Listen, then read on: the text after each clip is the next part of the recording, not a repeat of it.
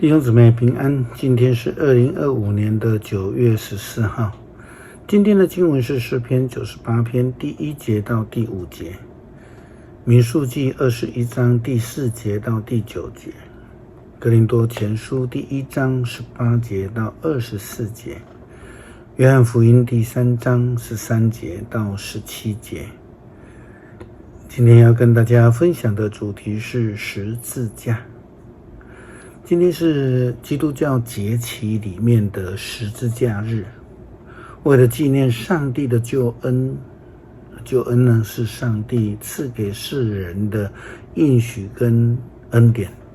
也是圣经当中上帝一贯的应许跟救恩。我们也看到圣经记载出埃及的过程当中，当以色列人得罪上帝，遇到了火蛇的攻击，火蛇就是毒蛇上帝就要摩西制作了一只铜蛇来高举它，就能得到救恩民数记21章第4节到第9节记载了当时候的一个情形，它也预表了将来耶稣基督救恩的情形。以色列人离开何尔山通往红海的路走，为的是要绕过以东地区，在路上人民不耐烦起来，他们攻击上帝和摩西，说为什么领我们出埃及，而我们要死在这没有食物没有水的旷野呢？我们再也咽不下这种难吃的东西了。于是上主叫毒蛇进入人民的中间，许多以色列人因为被毒蛇咬死了。人民来见摩西说，我们出恶言攻击上主和你，我们犯了罪，现在求你祷告上主，使这些蛇离开我们。摩西就为了人民祷告，上帝就吩咐摩西造一条铜蛇挂在柱子上，好使被毒蛇咬的人因为望见这个蛇而活。于是摩西造了一条铜蛇挂在柱子上，被铜蛇咬的人一看见这铜蛇就活了。保罗在写给哥林多教会的书信当中，也特别提到了耶稣基督那个十字架的救恩。这样的信息并不是每一个人都可以接受的，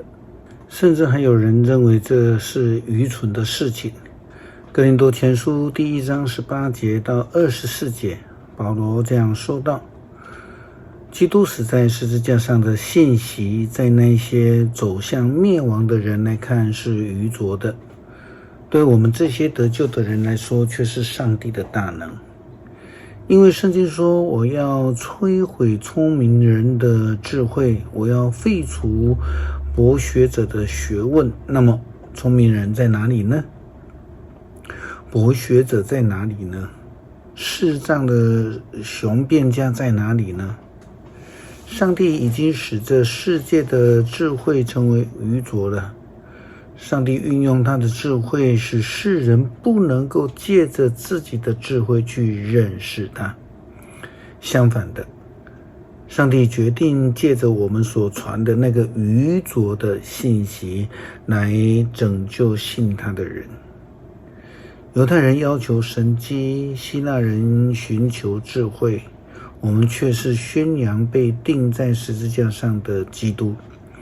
这信息在犹太人看来是侮辱，在外邦人看来是荒唐。可是在蒙上帝选召的人眼中，不管是犹太人或是希腊人，这都是信息是基督，他是上帝的大能，是上帝的智慧。上帝的救恩是赐给所有的人的，但是就像牧师常常提醒的，更重要的是要赐给那些所有接受的人的。因为就如同保罗的话也提到，那一些是十字架的恩典认为是愚蠢的，就不会接受耶稣基督的十字架的救恩如同约翰福音第3章13节到17节的经文这样记载，除了从天上降下来的人子，从来没有人上过天。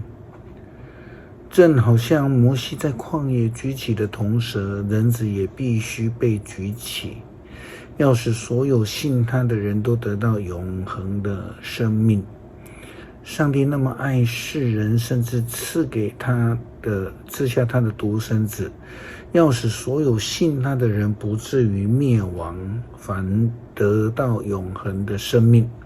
因为上帝差遣他的儿子到世界上来，不是为了要定世人的罪，而是要借着他来拯救世人。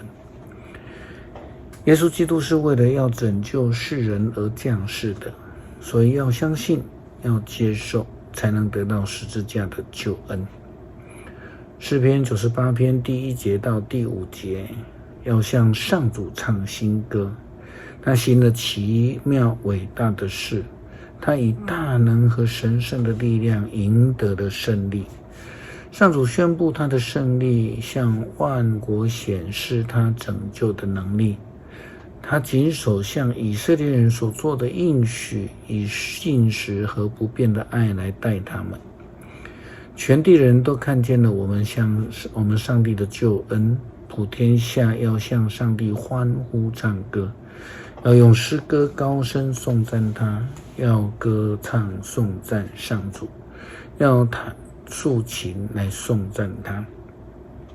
感谢上帝赏赐救恩，透过耶稣基督十字架的牺牲的恩典，